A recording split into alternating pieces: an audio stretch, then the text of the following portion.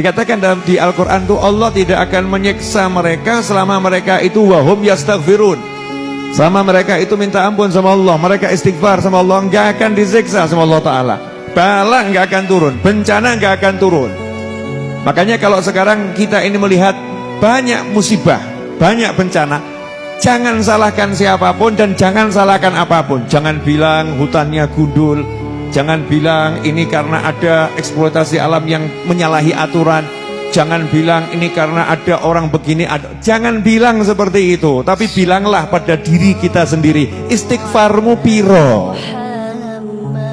Berapa istighfarmu? Karena kita nggak istighfar, ya bala itu akan sampai kepada kita. Naudzubillah min dzalik. Karena kita nggak istighfar, bencana itu akan sampai kepada kita. Tapi Al-Quran nggak mungkin salah. Wahum yastaghfirun. Selama mereka istighfar, bencana itu tidak akan diturunkan oleh Allah Ta'ala kepada mereka semua. Nggak akan ada azab kepada mereka semua.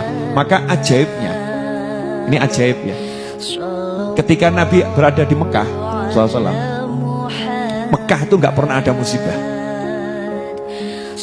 nggak pernah ada musibah, tidak pernah ada. Selama Nabi Muhammad SAW ada di Mekah, bencana itu nggak ada. Kenapa? Wa anta fihim. Allah tidak akan menyiksa mereka yang menyalahi ajaran Allah, mereka yang nggak percaya sama Allah, mereka yang ingkar sama Allah, mereka yang zalim, mereka yang maksiat, tidak akan kena bencana dari Allah Ta'ala. Wa anta fihim. Selama kamu ada di tengah-tengah mereka, wahai Nabi Muhammad SAW. Di Mekah ada kanjeng Nabi, balaknya nggak turun, mental, nggak jadi, ditahan sama Allah Ta'ala. Jangan, ada Nabi Muhammad SAW. Kemudian Nabinya hijrah SAW dari Mekah pindah kemana? Madinah. Pertanyaan saya, ketika Nabi pindah ke Madinah SAW, di Mekah ada bencana enggak? Padahal yang musuhin Nabi masih tinggal di Mekah, yang menghina Nabi ada di Mekah, yang mencaci maki ada di Mekah, yang merangi Nabi ada di Mekah, nabinya ada di Madinah. Pertanyaan saya, apakah Mekah kemudian diturunkan bencana oleh Allah Ta'ala? Enggak ada bencana, enggak ada musibah. Padahal saat itu Mekah belum menjadi negerinya muslimin.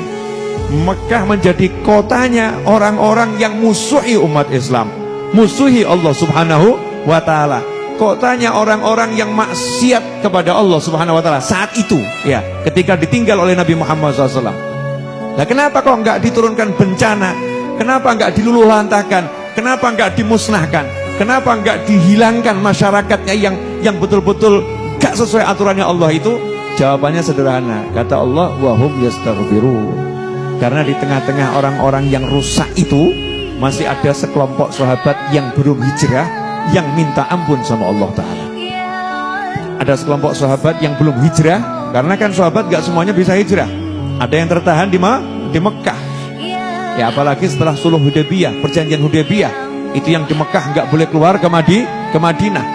Lah ini yang di Mekah ini sahabat Nabi SAW dalam keadaan tertekan, dalam keadaan terhimpit, dalam keadaan yang nggak enak, istighfarnya nggak pernah putus. Ahli ibadah, ya, sahabat-sahabat orang-orang yang mulia. Istighfar di tengah orang-orang yang rusak. Istighfar di tengah orang-orang yang gak ikut aturannya Allah. Istighfar di tengah orang-orang yang benci kepada Allah Subhanahu wa Ta'ala. Hasilnya apa? Allah tidak akan menyiksa mereka yang benci sama Allah tadi, yang menyalahi ajaran Allah tadi, wahum yastaghfirun, selama masih ada sekelompok orang yang minta ampun sama Allah Ta'ala.